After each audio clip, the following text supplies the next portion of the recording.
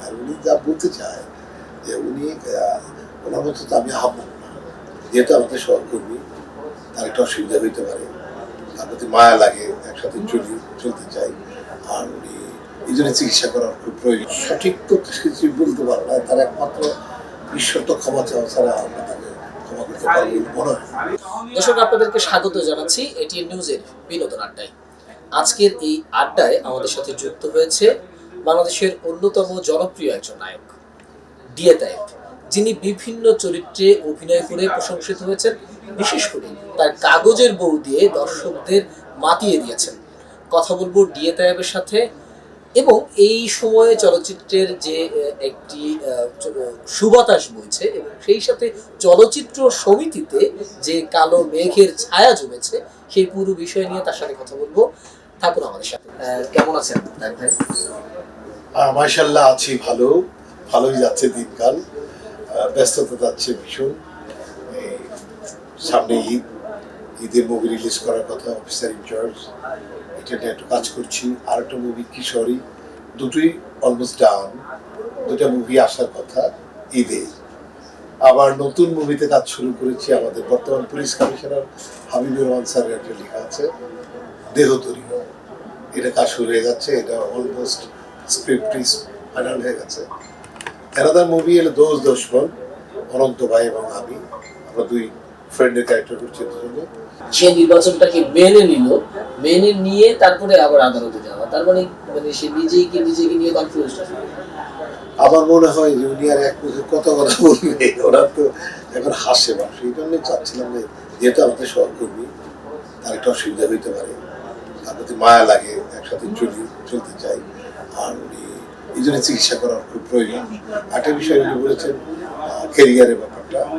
উনি 26 বছর আগে কি সিনেমা করেছেন দেখি, আমি শুনেছি সিনেমা করেছে। উনি একেবারে জাতীয় চলচ্চিত্র পুরস্কার পেয়েছে, কিভাবে পেয়েছে সেটাও মানুষজন মুখ খুলেছে, সেটা বলতে চাই না। তো ওই রকম পুরস্কার যেখানে মানুষ সমালোচনা করবে, সেটা আমি পাইতে চাই না, আমি আমার যোগ্যতা নিয়ে পাইতে চাই। আর বিষয় হলো ওনার মুভি আমি কখনোই দেখি নাই, ওনার মুভি কেমন হয়েছে সেটা আমি জানি না। তবে এইটুকু জানি যে ডিপজল তাকে নিয়ে আসছিল, ডিপজল ভাইয়ের সিনেমায় তাকে নিয়ে আসছিল, প্রথম প্রেম করেছে, তার প্রতি খুব কৃতজ্ঞ ছিল। ইদানিং সেই বাপকেই সে অপমান করছে, আর বাপকে অস্বীকার করছে, অশিক্ষিত করছে, অত্যন্ত পরিতাপের বিষয়, দুঃখের বিষয়। আমার কাছে খুবই বিষয়টা খারাপ লেগেছে। আপনাদের কমিটির সাধারণ সম্পাদক, তাকে নিয়ে এরকম মন্তব্য, কটূক্তি, তো সেই ব্যাপারে আসলে আপনারা সমিতিগতভাবে তাকে বহিষ্কারের কি ধরনের নীতিগত সিদ্ধান্ত? আমরা তো তাকে চূড়ান্ত করিয়ে ফেলছি, শুধু সে তার কোনো বলার আছে কিনা যেন একটা চিঠি পাঠিয়েছি। সঠিক তো কিছু বলতে পারো না, তার একমাত্র ঈশ্বর তো ক্ষমা চাওয়া ছাড়া আমরা তাকে ক্ষমা করতে পারবো মনে হয়। জায়েদ খান আর ডিপজল কি এক আসলে? কখনোই না। আর এই বিচারটা আপনাদের দিচ্ছি, জাতিকে দিচ্ছি, এবং মহামান্য আদালত এটা বিচার করবেন।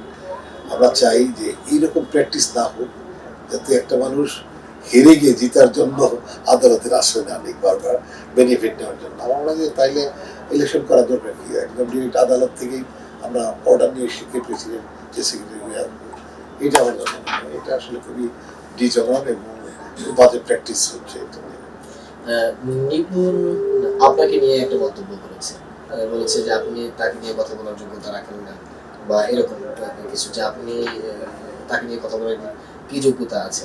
আসলে কি নিপুণের মতো একজন অভিনেত্রী আপনাকে নিয়ে এই ধরনের মন্তব্য করতে আসলে পারে?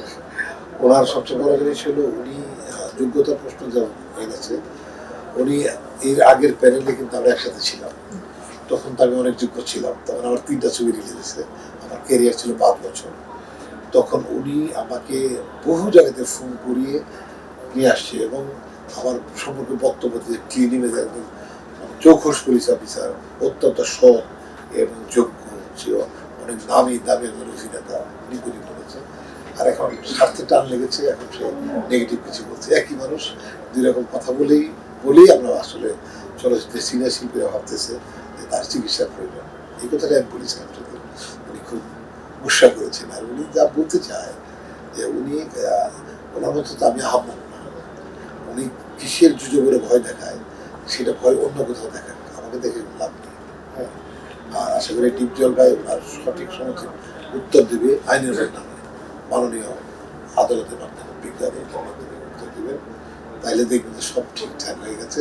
আমরা লয়ার নিয়োগ করেছি, আইনগতভাবে যে রিপ্লাই দেওয়া যায় সেটা আমরা করবো, আমরা ফেস করবো।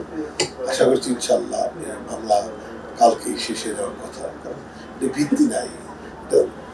নির্বাচন কমিশনার যে প্রধান কমিশন খসড়া বলছে যে মামলা ঠিক নেই, ঠিক আছে, কারণ মানে এই সমস্ত বুঝামিল দিয়ে কিছু